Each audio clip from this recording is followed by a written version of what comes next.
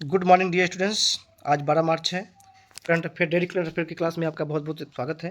जैसा कि हमने बताया था कि प्रतिदिन सुबह 7 बजे करंट अफेयर की क्लास चलेगी, तो आज एक करंट अफेयर का दूसरा एपिसोड है। इसमें भी आज 20 क्वेश्चन है, 20 महत्वपूर्ण क्वेश्चन है। अंतर्राष्ट्रीय, राष्ट्रीय, खेल से है, उत्तर प्रदेश से है तथा विविध प्रश्नों को इसमें समाहित किया गया है। बहुत ही इंपॉर्टेंट सेशन होने वाला है, तो हम शुरू करते हैं।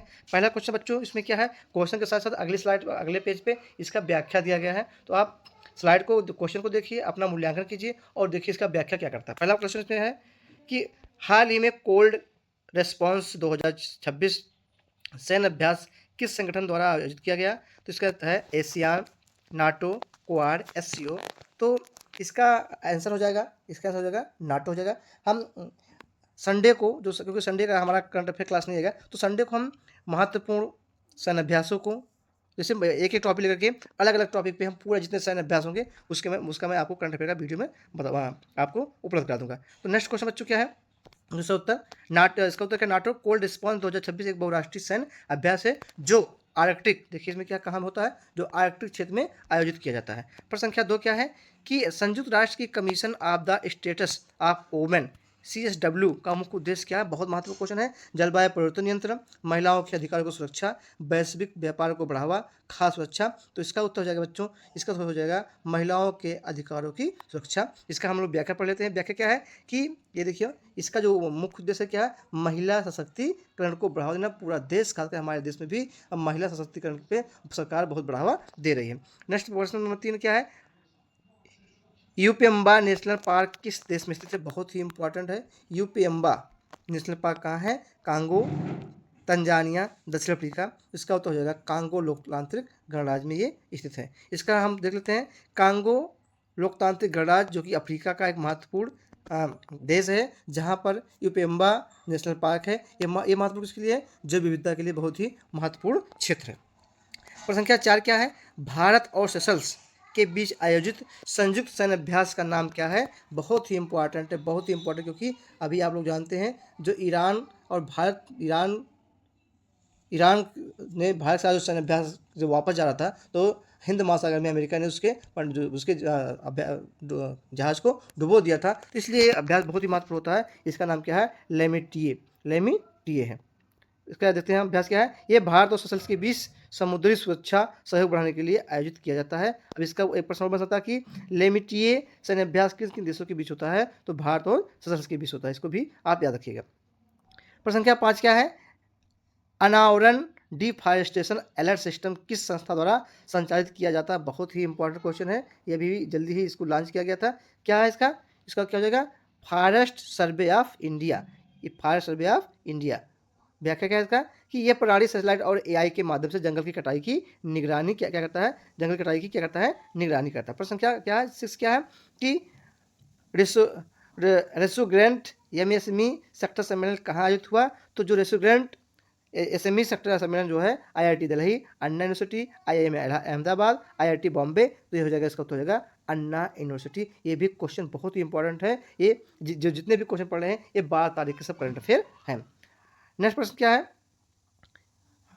कि भारत की डिजिटल सार्वजनिक अवसंरचना डीपीआई का प्रमुख उदाहरण क्या है। आधार, यूपीआई, डिजिलॉकर, उपयुक्त सभी। तो इसका उत्तर क्या हो जाएगा, उपयुक्त सभी है। इसकी व्याख्या पढ़ लेते हैं। व्याख्या क्या है कि ये भारत की डिजिटल पब्लिक इंफ्रास्ट्रक्चर के उदाहरण है, जो को यूपीआई, डिजिलॉकर और जो क्या है आधार सब क्या है, और सभी क्या भारत के डिजिटल पब्लिक इंफ्रास्ट्रक्चर के उदाहरण है। प्रश्न संख्या 8 क्या है कि भारत में हीट वेव की स्थिति बढ़ने का मुख्य कारण क्या है। तो बच्चों, भारत में हीट वेव की स्थिति बढ़ने का मुख्य कारण क्या है, शहरीकरण भी है, जलवायु परिवर्तन भी है, वन की कटाई है, अर्थात इसका उत्तर क्या हो जाएगा, उपयुक्त सभी। प्रश्न संख्या 9 देखते हैं कि शेषनाग 150 किससे संबंधित है। बहुत ही इंपॉर्टेंट क्वेश्चन है।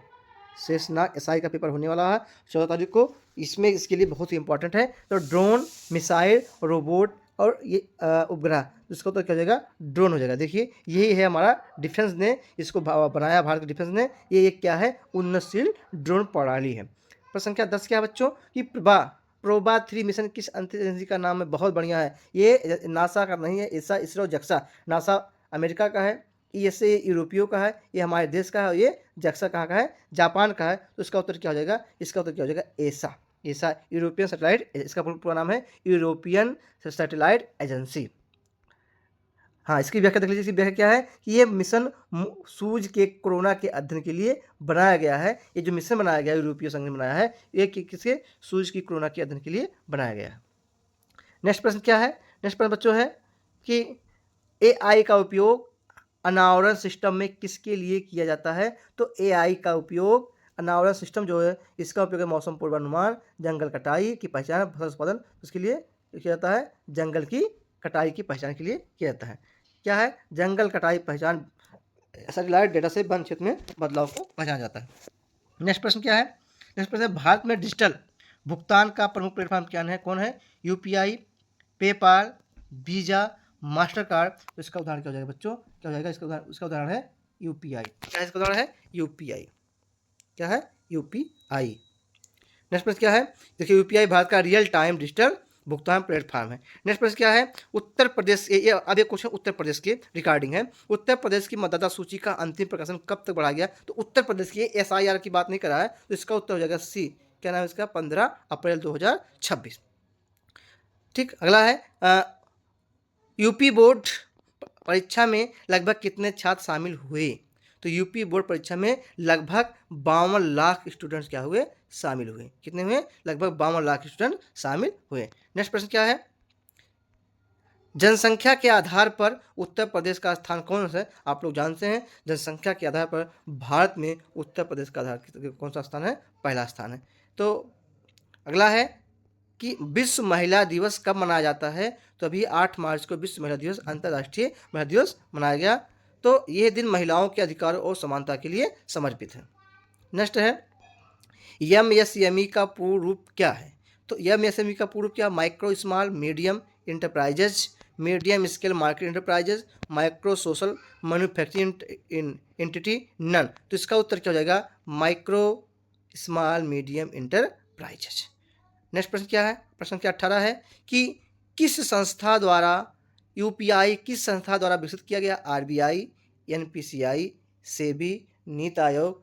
तो UPI जो है ये NPCI के द्वारा क्या किया गया है, विकसित किया गया। उत्तर क्या हो जाएगा, इसका उत्तर हो जाएगा बी। क्या NPCI ने भारत में डिजिटल भुगतान को बढ़ावा देने के लिए UPI का क्या किया है, विकसित किया है।